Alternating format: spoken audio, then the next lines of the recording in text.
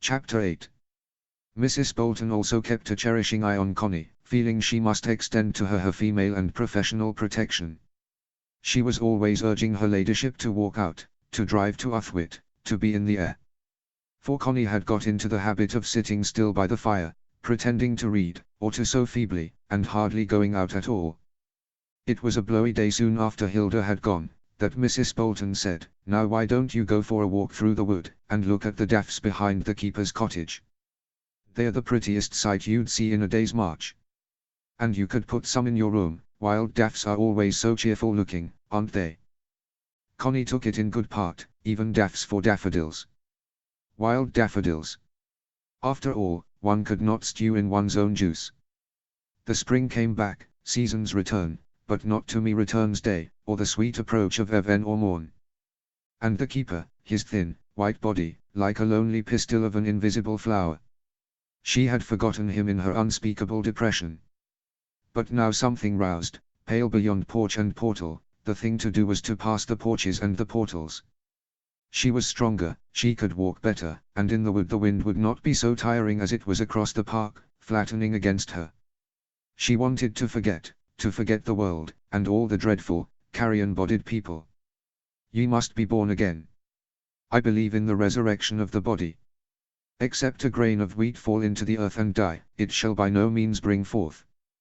When the crocus cometh forth I too will emerge and see the sun." In the wind of March endless phrases swept through her consciousness.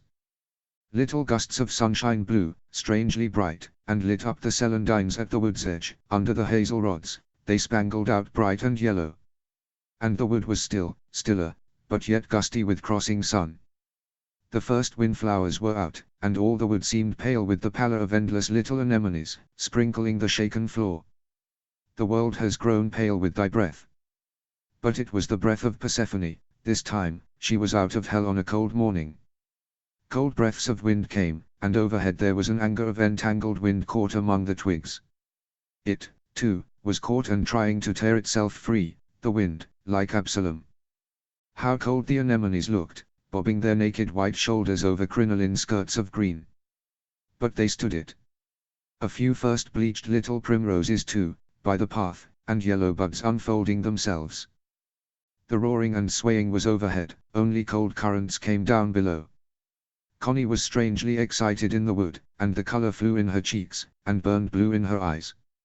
She walked ploddingly, picking a few primroses and the first violets, that smelled sweet and cold, sweet and cold. And she drifted on without knowing where she was. Till she came to the clearing, at the end of the wood, and saw the green-stained stone cottage, looking almost rosy, like the flesh underneath a mushroom, its stone warmed in a burst of sun. And there was a sparkle of yellow jasmine by the door, the closed door. But no sound, no smoke from the chimney, no dog barking. She went quietly round to the back, where the bank rose up. She had an excuse, to see the daffodils. And they were there, the short-stemmed flowers, rustling and fluttering and shivering, so bright and alive, but with nowhere to hide their faces, as they turned them away from the wind. They shook their bright, sunny little rags in bouts of distress. But perhaps they liked it really, perhaps they really liked the tossing. Constance sat down with her back to a young pine tree, that swayed against her with curious life, elastic, and powerful, rising up. The erect, alive thing, with its top in the sun. And she watched the daffodils turn golden, in a burst of sun that was warm on her hands and lap. Even she caught the faint, tarry scent of the flowers. And then, being so still and alone, she seemed to bet into the current of her own proper destiny. She had been fastened by a rope, and jagging and snaring like a boat at its moorings. Now she was loose and adrift. The sunshine gave way to chill, the daffodils were in shadow, dipping silently. So they would dip through the day and the long cold night. So strong in their frailty. She rose, a little stiff, took a few daffodils, and went down. She hated breaking the flowers, but she wanted just one or two to go with her. She would have to go back to Rugby and its walls, and now she hated it, especially its thick walls. Walls. Always walls. Yet one needed them in this wind. When she got home Clifford asked her, "Where did you go?" "Right across the wood. Look, aren't the little daffodils adorable?" To think they should come out of the earth. Just as much out of air and sunshine, he said. But modeled in the earth, she retorted, with a prompt contradiction that surprised her a little. The next afternoon she went to the wood again. She followed the broad riding that swerved round and up through the larches to a spring called John's Well. It was cold on this hillside, and not a flower in the darkness of larches.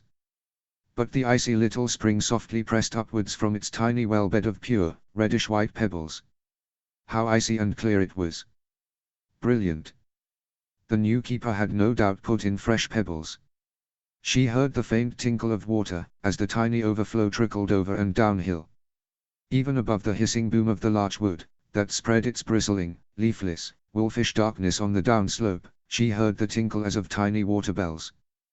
This place was a little sinister, cold, damp. Yet the well must have been a drinking place for hundreds of years. Now no more. Its tiny cleared space was lush and cold and dismal.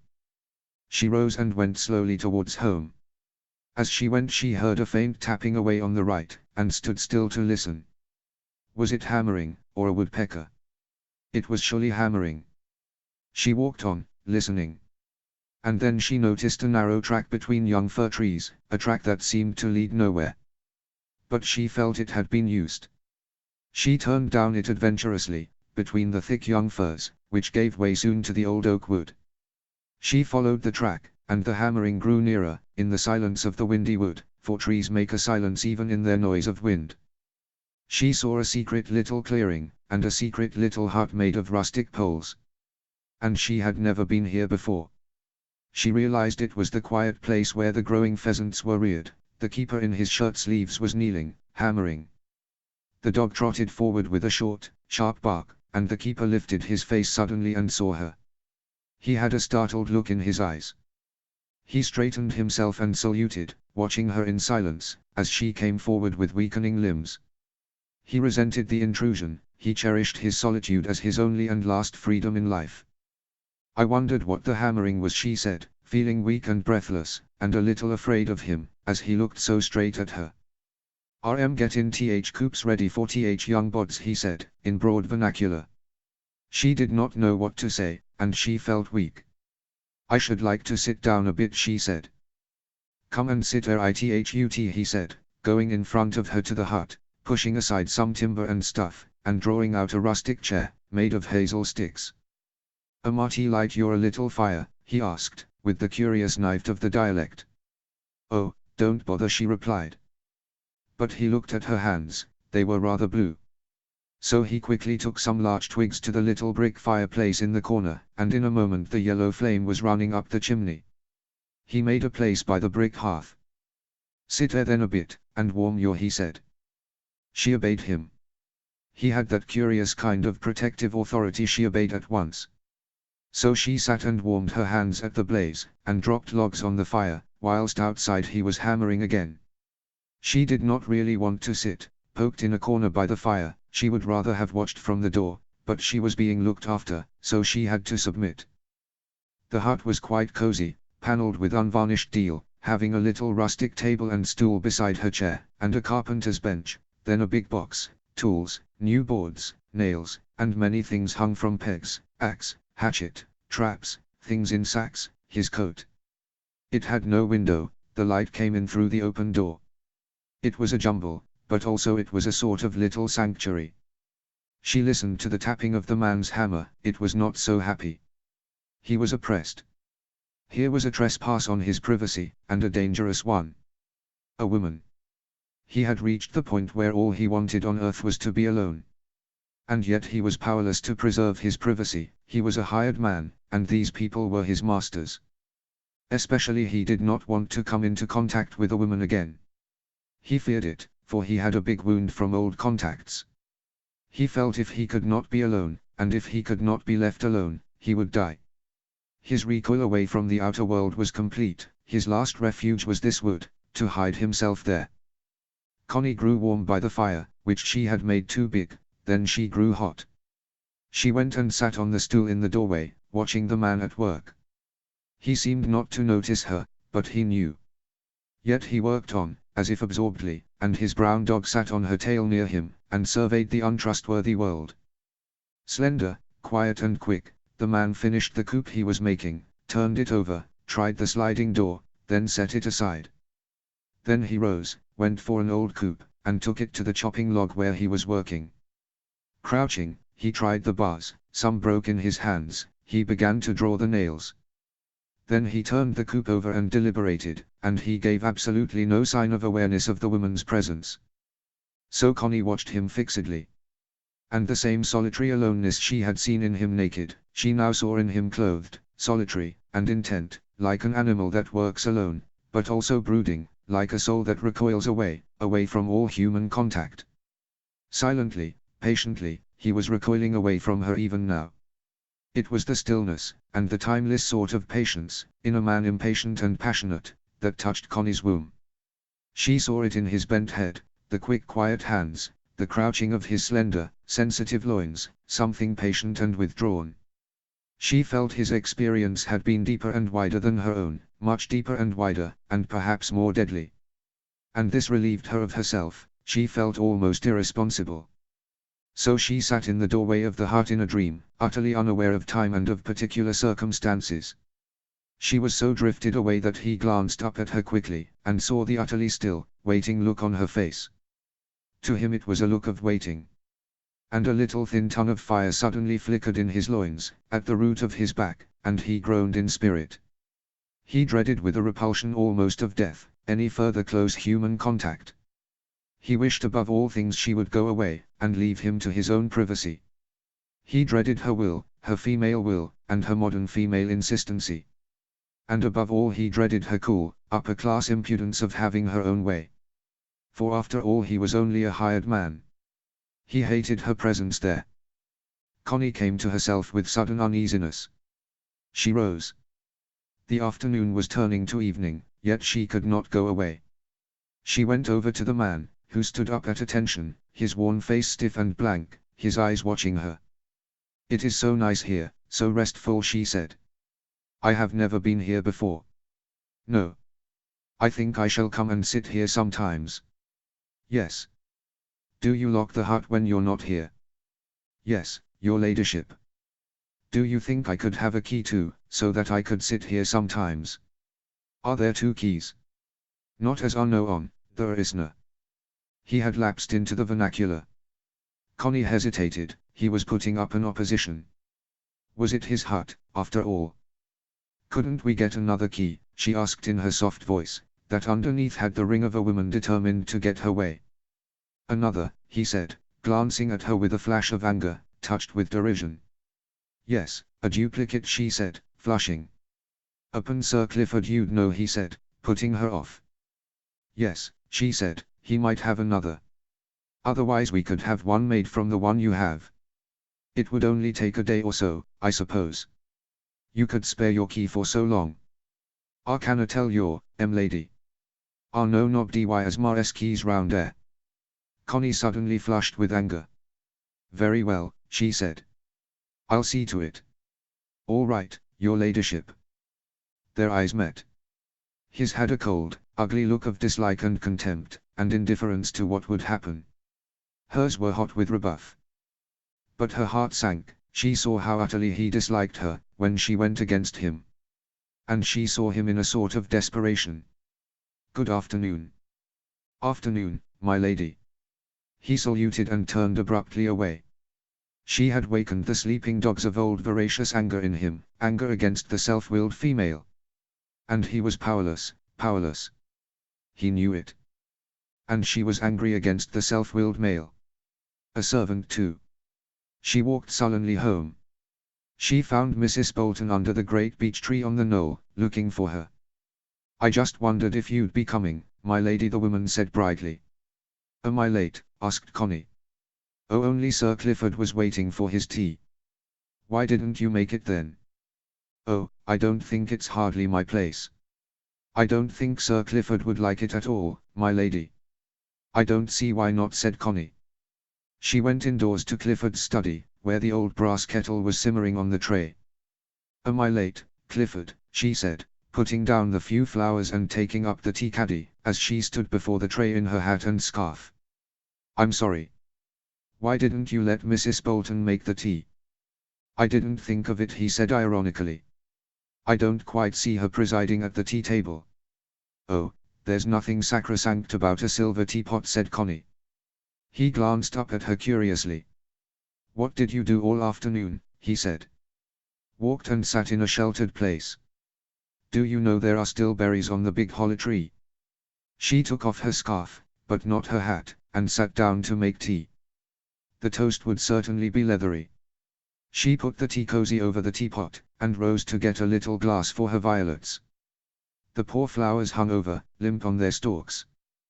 "They'll revive again," she said, putting them before him in their glass for him to smell. "Sweeter than the lids of Juno's eyes," he quoted. "I don't see a bit of connection with the actual violets," she said.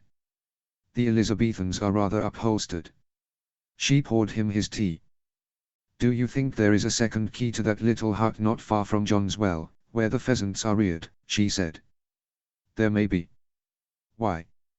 "I happened to find it today and I'd never seen it before. I think it's a darling place. I could sit there sometimes, couldn't I?" "Was Mellors there?" "Yes. That's how I found it, his hammering. He didn't seem to like my intruding at all. In fact, he was almost rude when I asked about a second key."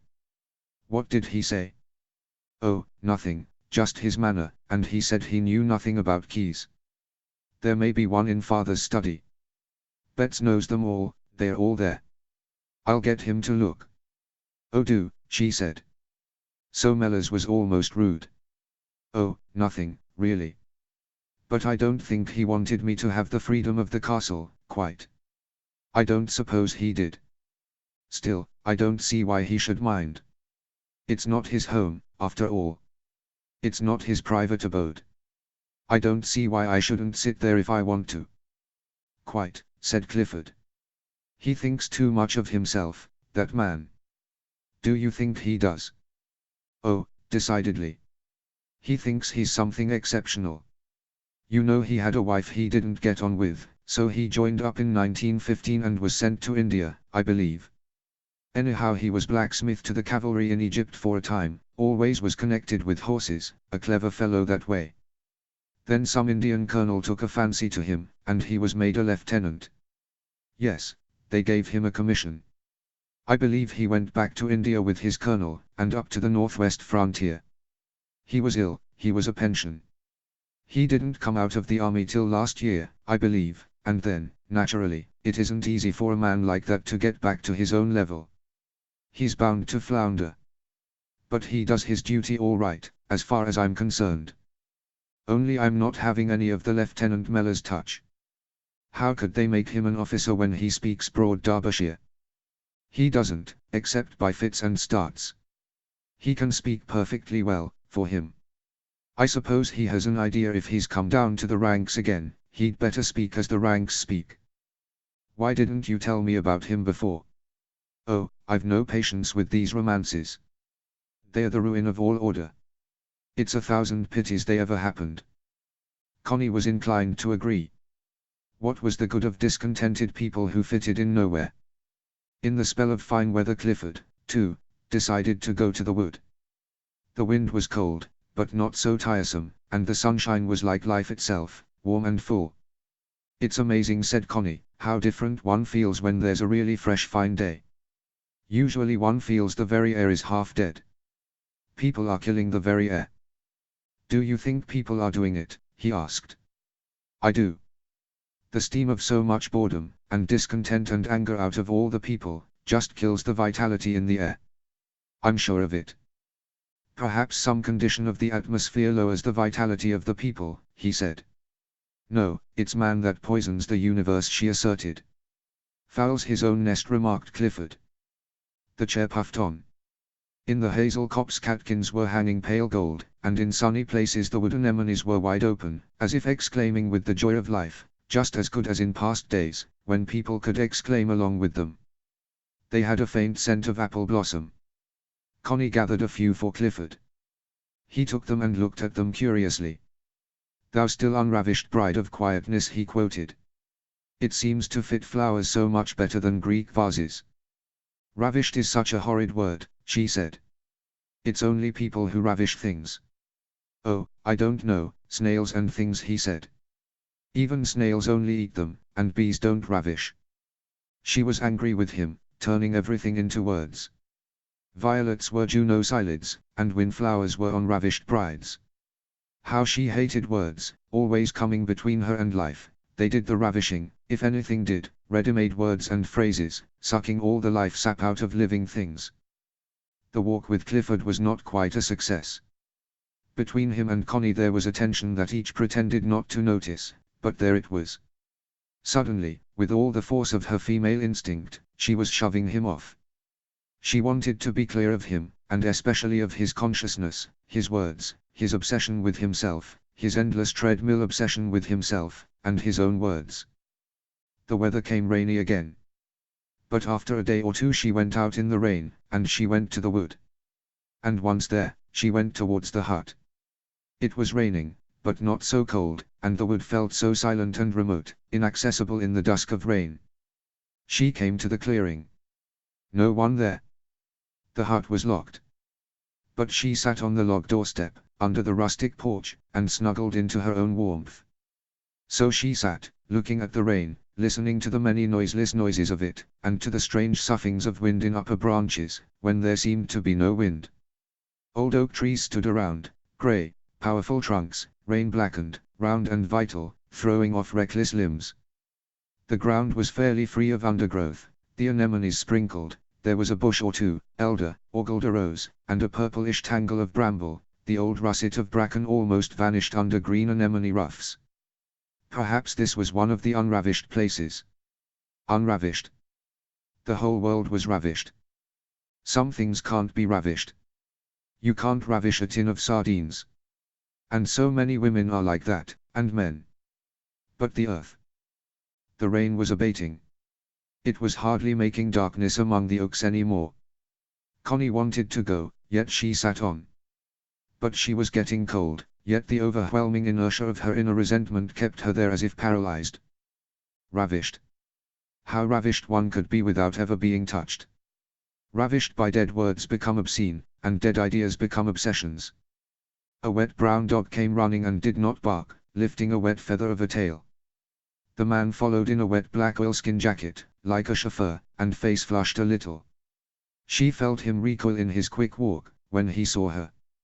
She stood up in the handbreadth of dryness under the rustic porch. He saluted without speaking, coming slowly near. She began to withdraw. "I'm just going," she said. "Was you waiting to get in?" he asked, looking at the hut, not at her. "No, I only sat a few minutes in the shelter," she said, with quiet dignity. He looked at her. She looked cold. "Sir Clifford Adnt got no other key then?" he asked. "No, but it doesn't matter. I can sit perfectly dry under this porch. Good afternoon." She hated the excess of vernacular in his speech. He watched her closely, as she was moving away. Then he hitched up his jacket, and put his hand in his breeches pocket, taking out the key of the hut. "Upon your d better ave this key, an arm in fend for T-bod some other road." She looked at him. "What do you mean?" she asked. "I mean as upon I can find another place as'll do for rearing pheasants. If you want turby you'll non want me messing about a time." She looked at him, getting his meaning through the fog of the dialect.